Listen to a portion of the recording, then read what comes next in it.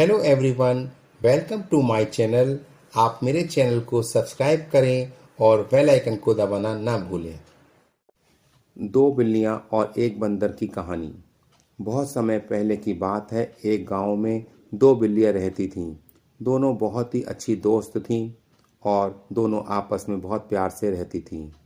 दोनों की दोस्ती का सभी लोग उदाहरण देते थे। वो दोनों बहुत खुश थीं। उन्हें जो कुछ भी मिलता था उसे आपस में मिल बांट कर खाया करती थीं। एक दिन दोनों दोपहर के वक्त खेल रही थीं। खेलते खेलते दोनों को जोर से भूख लगी और वो भोजन की तलाश में निकल पड़ी। कुछ दूर जाने पर एक बिल्ली को एक स्वादिष्ट रोटी नजर आई। उसने झट से उस रोटी को उठा लिया और जैसे ही उसे खाने लगी तो दूसरी बिल्ली ने कहा, अरे यह क्या, तुम अकेले ही रोटी खाने लगी? मुझे भूल गई क्या? मैं तुम्हारी दोस्त हूँ और हम जो भी खाते हैं आपस में बांटकर ही खाते हैं। पहली बिल्ली ने रोटी के दो टुकड़े किए और दूसरी बिल्ली की ओर एक टुकड़ा बढ़ा दिया।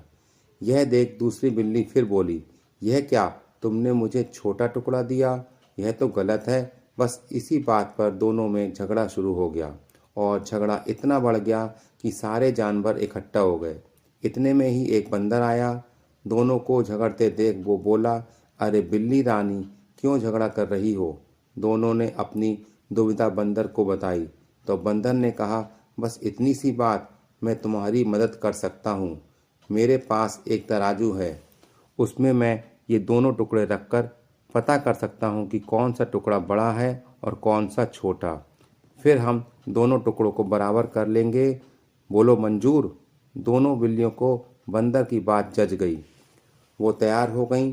बंदर पेड़ पर चढ़ा और तराजू ले आया। उसने दोनों टुकड़े एक एक पल्ले में रख दिए।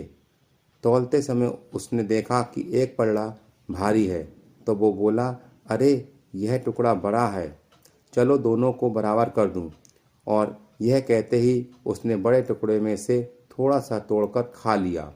इस तरह से हर बार जो पलड़ा भारी हुआ उसी वाली तरफ से उसने थोड़ी सी रोटी तोड़कर अपने मुंह में डालनी शुरू कर दी। दोनों बिल्लियां अब घबरा गईं और वो फिर से चुपचाप बंदर के फैसले का इंतजार करती रहीं। लेकिन जब दोनों ने देखा कि दोनों टुकड़े बहुत छोटे छोटे रह गए तो वे बंदर से बोलीं, आप चिंता न करो, अब हम लोग अपने आप रोटी का बंटवारा कर लेंगे। इस बात पर बंदर बोला, जैसा आप दोनों को ठीक लगे, लेकिन मुझे भी अपनी मेहनत की मंजूरी तो मिलनी चाहिए ही ना। इतना कहकर बंदर ने रोटी के बचे हुए दोनों टुकड़े भी अपने मुंह में डाल लिए और बेचारी बिल्लियों को वहां से खाली हाथ ही लौटना पड़ा। दोनों बिल्लियों को अपनी गलती का एहसास हो चुका था और उन्हें समझ में आ चुका था कि आपस की फूट बहुत बुरी होती है और दूसरा इसका फायदा उठा सकते हैं। सीख। इस कहानी से यह सीख मिलती है, कभी भी लालच नहीं करना चाहिए और कभी भी आपस में झगड़कर रिश्ते में फूट नहीं डालनी चाहिए, क्योंकि जब भी हम आपस में लड़ते हैं तो कोई बाहरी व्यक्ति उसका फायदा उठा जाता है। इसलिए एकता की शक्ति को पहचानें और मिलकर रहें।